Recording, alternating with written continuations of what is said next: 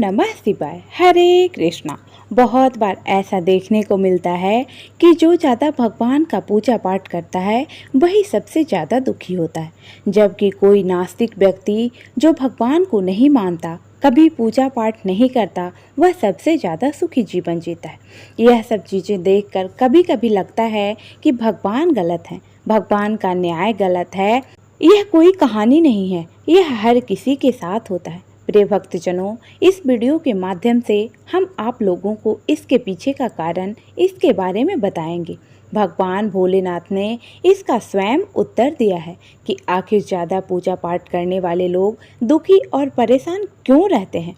इसका उत्तर भगवान शिव शंकर ने नारद ऋषि को दिया था।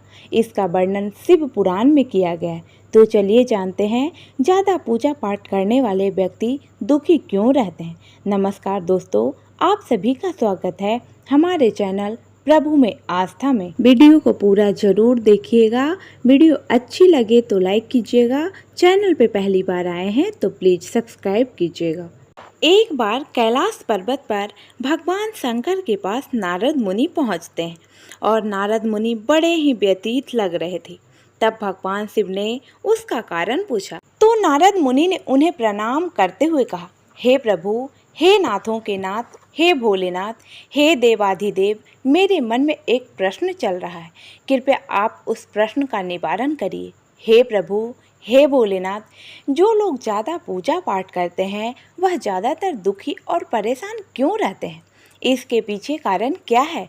जबकि वो लोग जो भगवान का नाम भी नहीं लेते, भगवान का स्मरण भी नहीं करते, उनका पूजा पाठ नहीं करते, भक्ति नहीं करते, वह लोग हमेशा गलत कार्य करते हैं।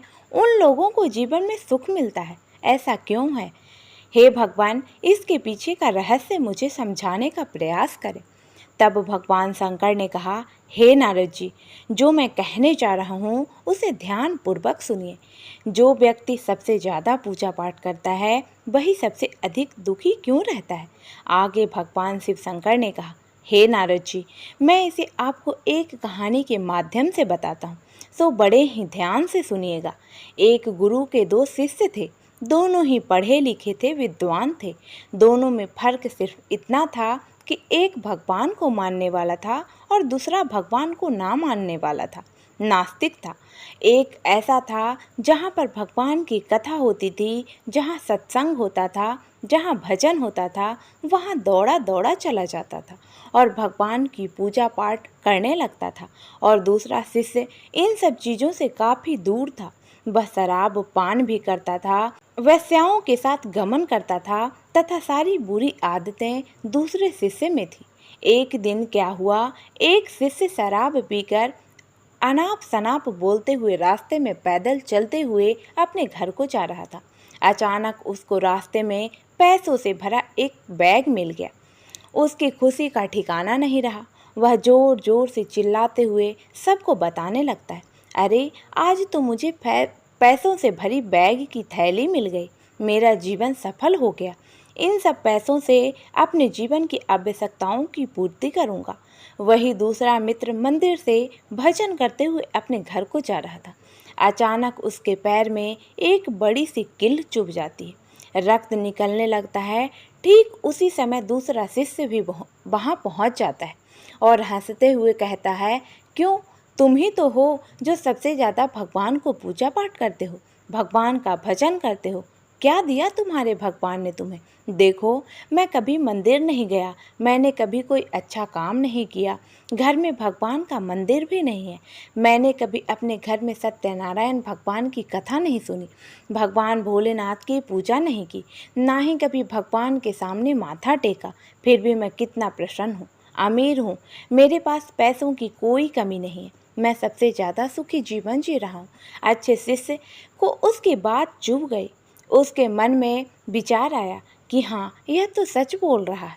मैं कितना पूजा पाठ करता हूँ, मैं कितना भगवान को याद करता हूँ, फिर भी मैं इतना दुखी हूँ, और कुछ नहीं करता फिर भी कितना सुखी है। इतना सोचते हुए वह अपने गुरु के पास जाता है और यही प्रश्न गुरु से कहता है।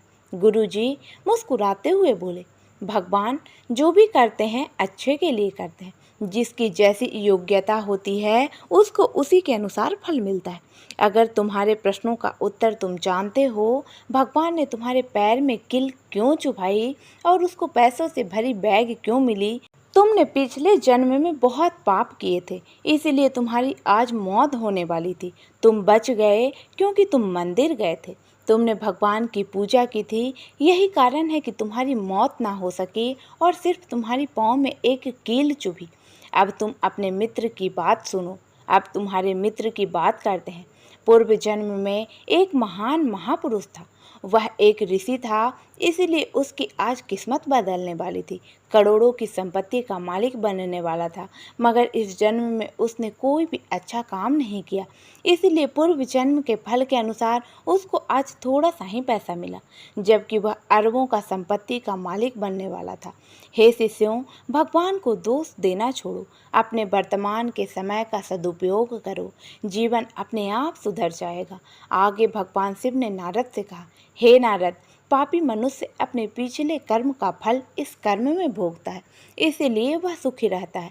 लेकिन यह मनुष्य को कभी नहीं भूलना चाहिए कि यदि इस जन्म में पाप कर रहा है फिर भी सुखी है तो अगले जन्म में वह अथाह कष्ट भोगेगा।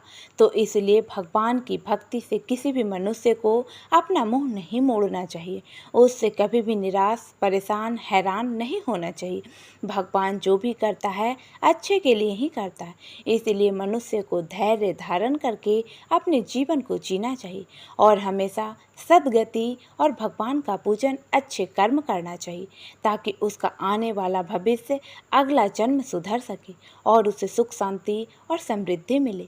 हे नारद, मनुष्य अपने कर्मों से सुख और दुख भोगता है, इसमें कोई आश्चर्य की बात नहीं है। जो अच्छे कर्म करेगा उसे अच्छा फल मिलेगा, जो बुरा करेगा उसे बुरा फल मिलेगा। हर व्यक्ति को इस पृथ्वी पर अपने बुरे कर्मों का फल किसी न किसी रूप में, किसी न किसी जन्म में चुकाना पड़ता है। हे नारद, आपको अपने प्रश्नों का उत्तर मिल गया होगा। भगवान शिव के मुख से यह बात सुनकर नारद जी ने कहा, हे प्रभु, मुझे अपने प्रश्नों के उत्तर मिल गए। ओम नमः शिवाय। प्रिय भक्तजनों, उम्मीद करती हूँ आपको यह कथा अत्यंत पसंद आई होगी। आपको यह कथा पसंद आई तो आप हमारे चैनल को सब्सक्राइब कीजिएगा और वीडियो को शेयर कीजिए।